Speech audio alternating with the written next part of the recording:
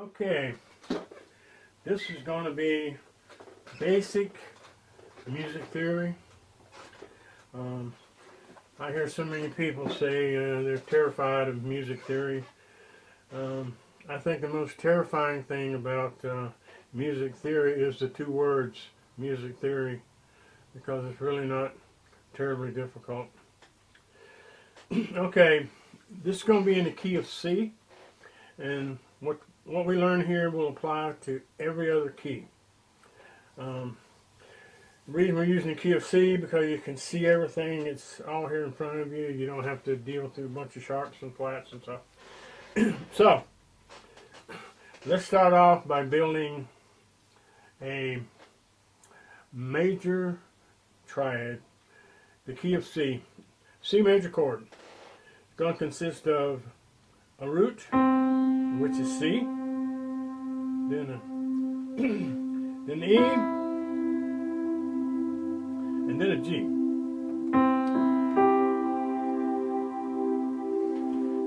And that's the C major chord. If we're going to want to make it a minor, you flat the third. What is the third? 1, 2, 3. It's the third note of the scale. Just flatten it a half a step.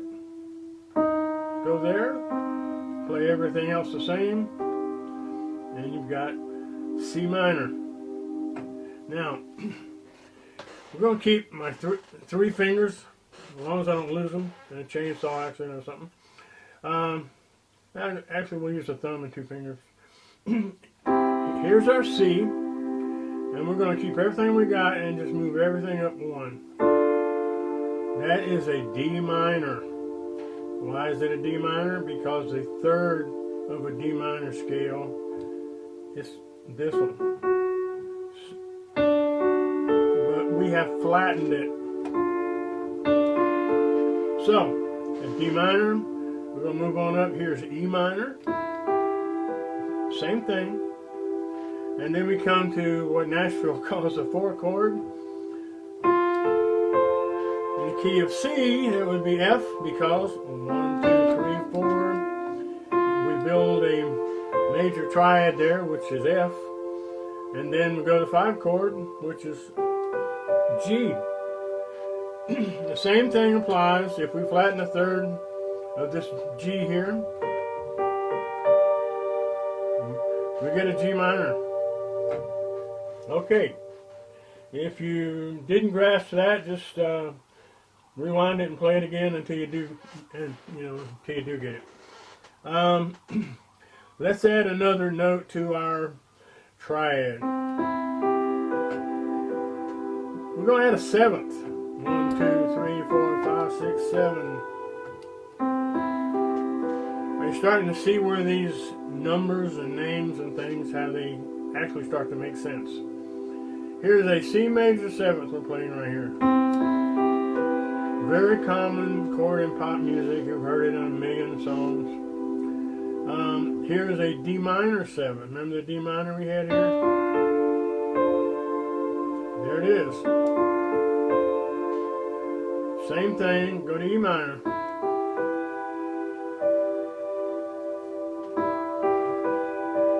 E minor 7th.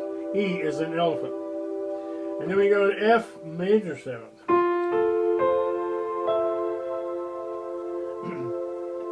Why is it an F major 7th? Because we're not flatting the third. So it's F major with a 7th added on, and it's called an F major 7th. We're going to move up one more. G, dominant 7th. That's a whole note. We won't discuss right now why it's called dominant. Just trust me, it is. But we're going to go now to A minor 7th. And we're going to go to what I call a diminished chord. And it is got a 3rd flat and a 5th flat. So, let's go back here to this C. if I flatten the third and I flatten the fifth, you got you. Some people call it, this is a diminished chord. It has, the way it's used a lot of times is to, like it can bring in other chords, like.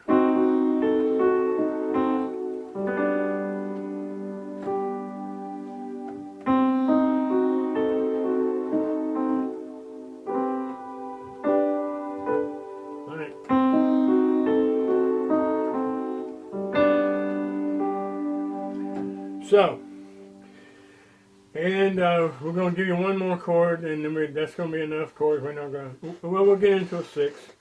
Here's a C6. That note right there, 1, 2, 3, 4, 5, 6. You hear this song in the Beatles song, Day After Day, Alone on the Hill. Foolish man with a foolish girl, whatever. I don't know the lyrics. Anyway, he's using 6 chords right there. They have a certain mood to them. Okay. What about an augmented chord? This is the last weird chord we're going to play in this basic setup. Let's take a G major chord. We're going to raise, not the third, we're going to raise the fifth. Wow, that's kind of weird. How do you use that?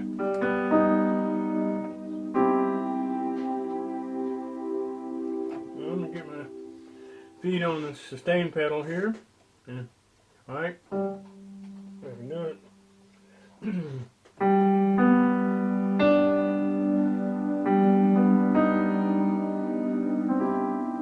You can hear it resolve to that 6, to the C chord.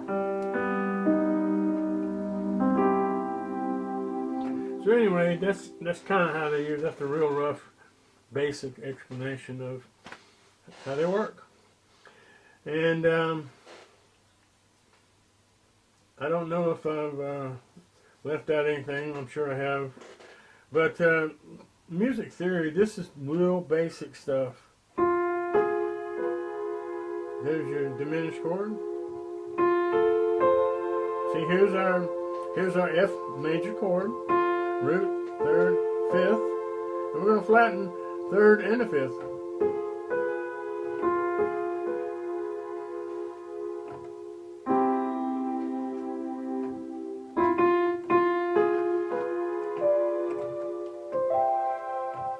So you can hear how it kind of points to another chord. It really helps that C,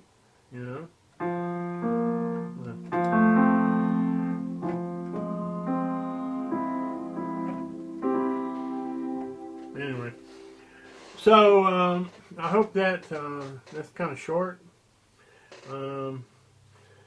Any comments, questions, or whatever? I'm sure I left something out. Something's probably wrong. But that's it. That's the basic stuff.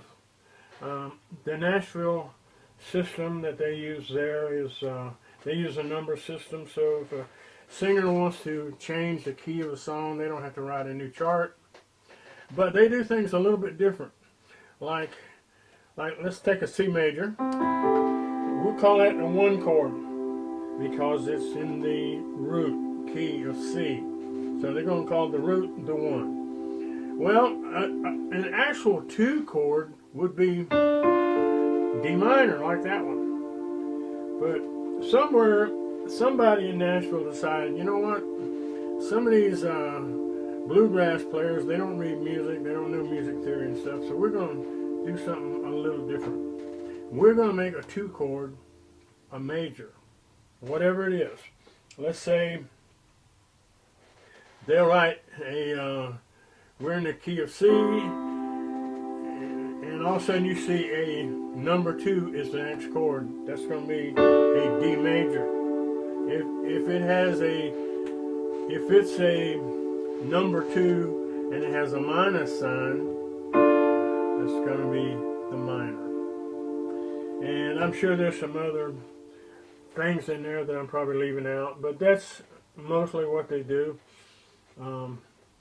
Like this E minor would be a 3 with a minus sign. Now, normally it wouldn't be, but this, I think it makes a lot of sense, and it helps people who don't have any musical reading, attributes at all. So that's just kind of the way they do it, and it works real well, because when you play it in the key of C and you see A2 and it don't have a plus by it, well, you know that's a D major. So anyway, hope I'm not leaving out stuff.